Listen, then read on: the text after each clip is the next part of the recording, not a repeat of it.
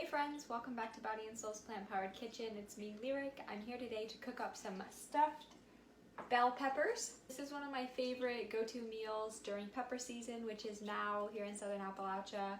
Towards the end of the summer is when peppers really start to proliferate out of our gardens. Bell peppers come in different colors: green, yellow, red, orange, purple even. All peppers actually start out green like this one, and then as they mature, they reach the red or the orange or the purple that you may be familiar with. And as they mature and as they change color, their nutrition content actually changes too. So a red bell pepper is going to have a lot more antioxidants than, say, a green bell pepper. But all peppers have lots of vitamins and minerals like vitamin C, vitamin A, potassium, which helps regulate fluids in your body, and so that can help to reduce blood pressure. Plus they're just delicious. So we're gonna make some stuffing. We're gonna do a brown rice stuffing for these bell peppers. I'm just gonna make one because this will be my lunch and I'm just one person, so I'm just gonna stuff one pepper, but I'm gonna make a batch of stuffing for it. That's one of the beautiful things about a recipe like this, is you can make the stuffing and then stuff the peppers, and the stuffing itself is just delicious to eat on its own. It's like its own meal, so you don't have to worry about getting the quantities perfectly right or having enough peppers. It's really, really versatile. It's a really customizable recipe. So use a base of brown rice, and then you can use just about any vegetable that you like. I'll show you the vegetables that I've chosen today. You mix it all up and then you put it in the oven. So you can check out the full recipe in the description of this video, and I'll go ahead and get started with what I'm going to put in my stuffing. So I've heated up my pan. I'm going to add just a little bit of olive oil. You could also add, you could cook your vegetables in some vegetable broth. If you're avoiding oil, it can be a less inflammatory option. So I'm just going to add a little bit of olive oil, and then the vegetables I've chosen for this dish are onion and garlic, already chopped up.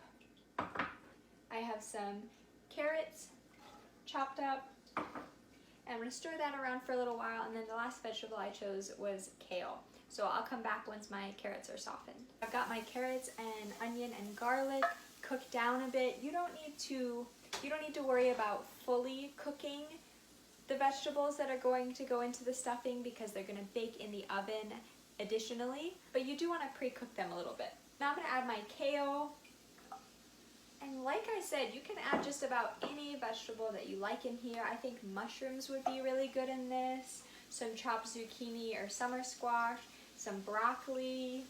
Really, the options are endless. It's all up to your taste, because essentially we're just making a stir-fry rice, stuffing that into a pepper, which is going to infuse all the flavors of the pepper and create this perfect little bowl of nutrition. So I'm going to allow this kale to cook down a little bit. I'm going to make sure I get my oven preheating at 350 degrees. I've got my kale wilted down here. Look how beautiful that is, so colorful. And now I'm ready to add in my rice. I'm using brown rice in this recipe, which is a whole grain. I have pre-cooked it using 2.5 cups water and 1 cup of rice. We've been distributing these bags of brown rice at our markets recently, which gives you full cooking instructions. We love brown rice because, like I said, it's a whole grain.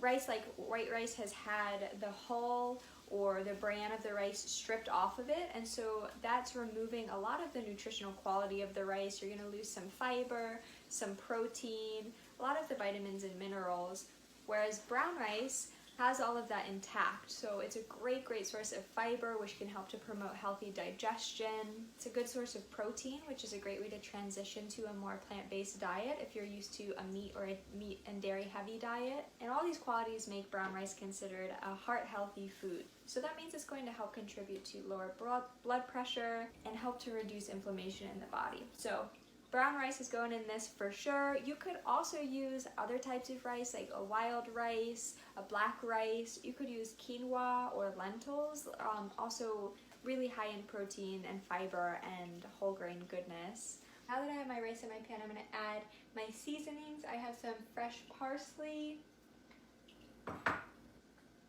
I have a little bit of ground cumin, a pinch of salt, and I'm going to add some tomato paste.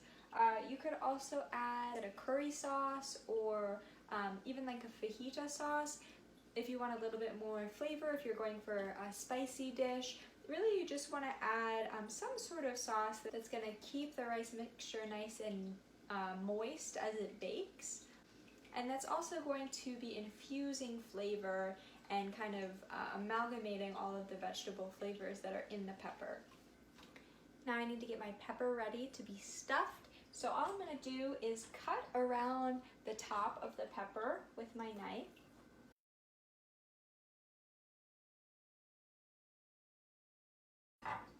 And then I can pull it out, and that will pull out pretty much all of the seeds, and that's all you really need to do. If you want to, you can cut in and get out some of those kind of ridges that are inside. That'll give you more space to stuff, but it's not totally necessary.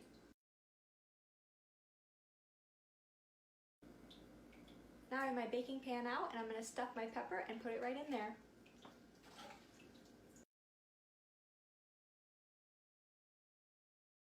Here's my fully stuffed pepper. Some folks like to put the lid back on the pepper and kind of seal in all of those flavors. You're totally welcome to do that. If you do decide to do that, you'll just want to cut off this part that has all of the seeds on it so that you're not putting those seeds back into your dish. Now you can put this top back on your pepper, and that again, it's going to hold in a lot of the moisture and the flavor, but it is optional. And so I'm gonna bake this with a lid on because it'll bake faster. It'll hold more heat inside of it and it'll cook faster if you have a lid on it. If not, that's totally fine too.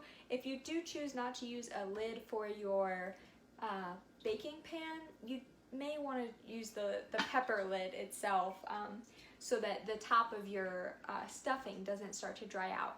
So now I'm going to put this in my 350-degree oven for about 25 minutes, and then I'll check on it then, and I know it's ready when I can pierce the side of the pepper with a fork and it's nice and soft and goes right in. I just took my pepper out of the oven. It smells amazing.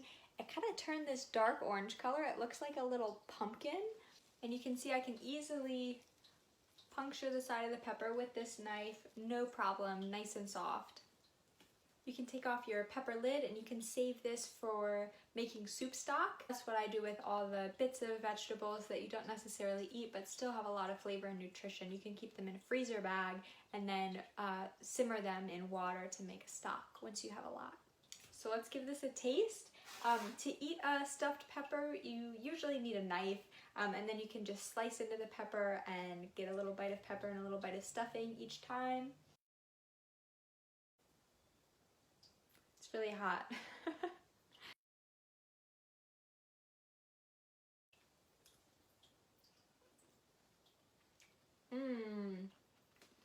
It's really, really good. The pepper is soft and flavorful. The baking really enhanced all of the flavors of the pepper. The inside stuffing is perfectly spiced. It has all my favorite vegetables in it.